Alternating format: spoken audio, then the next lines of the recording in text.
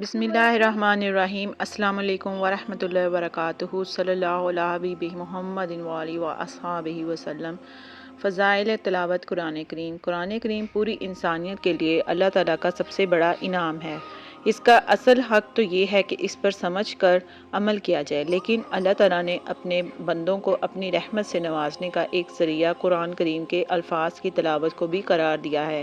यानी कुरान करीम के अल्फाज की तिलावत भी बे इंतहा अजर व सवाब की हामिल है।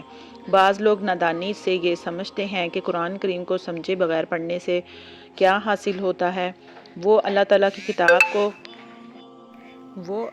की किताब को इंसानों की किताब पर क़यास करते हैं, जिनको बेसमझ ना पढ़ना एक फ़जूल काम समझा जाता है। हालांकि कुरान करीम अल्लाह ताला की किताब है।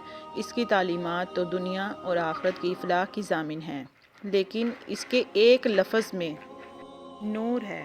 इसका एक एक लफ्ज़ जौन सा है उसमें नूर है, और इसकी महज तलावत भी मौजब सवाब है और बाइस खैर व बरकत है। हज़रत अब्दुल्ला बिन मसूद रज़ी अल्लाह अन्हा से रवायत है कि हज़रत सल्लल्लाहु अलैहि वसल्लम ने इरशाद फरमाया, जो शख्स अल्लाह की किताब का एक हरफ पढ़े उसको एक नेकी मिलेगी, और ये एक नेकी 10 नेकियों के बराबर है। मैं ये नहीं कहता कि अलिफ लाम मीम एक हरफ है, बल्कि अलिफ एक हरफ है, लाम एक हरफ है और मीम एक हरफ है। इस हदीस से मालूम हुआ है कि अगर कोई शख्स सिर्फ अलिफ लाम मीम तलावत करे तो सिर्फ इतनी तलावत से भी उसके नामा अमाल में 30 नेकियों का अजाफा हो जाता है। और इसी हदीस से ये भी मालूम हुआ है कि ये सवाब बेसमझे पढ़ने पर भी मिलता है, क्योंकि अलिफ लाम मीम एक ऐसा लफ्ज़ है जिसके मायने कोई नहीं जानता, ना इसका सही मफ़हूम समझने का कोई इम्कान है। हज़रत सल्लल्लाहु अलैहि वसल्लम ने फरमाया कि इन हरूफ की मिसाल देकर तलावत कुरान का ये सवाब मायने समझने पर मौक़िफ़ नहीं है, बल्कि बेसमझे तलावत पर भी बहुत ज़्यादा सवाब मिलता है। गरज़ जब सिर्फ अलिफ लाम मीम पढ़ने पर 30 नेकियां हासिल हुई हैं, तो कुरान करीम का एक रकू या एक सूरत पढ़ने से कितना ज़्यादा अजर सवाब हासिल होगा। इसीलिए हर मुसलमान को चाहिए कि हर रोज़ सुबह को दूसरे कामों में मशगूल होने से पहले कुरान करीम की कुछ ना कुछ तिलावत का मामूल बना लिया जाए।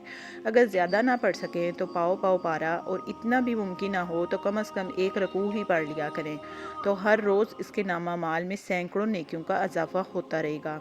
इसी तरह हर मुसलमान को चाहिए कि कुरान करीम की कुछ सूरतें ज़ुबानी याद कर ले, ताकि जब मौका मिले तो कुरान करीम खोले बग़ैर भी वो ज़ुबानी तलावत कर सके, और इस तरह चलते फिरते भी अपने नामा अमाल में नेकियों का इजाफा कर सके, बशर्त ये कि वज़ू रहे।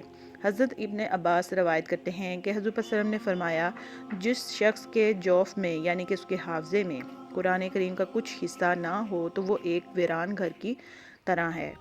अल्लाह ताला आप सबका हामी और नासिर हो। हमारे चैनल को सब्सक्राइब ज़रूर करें।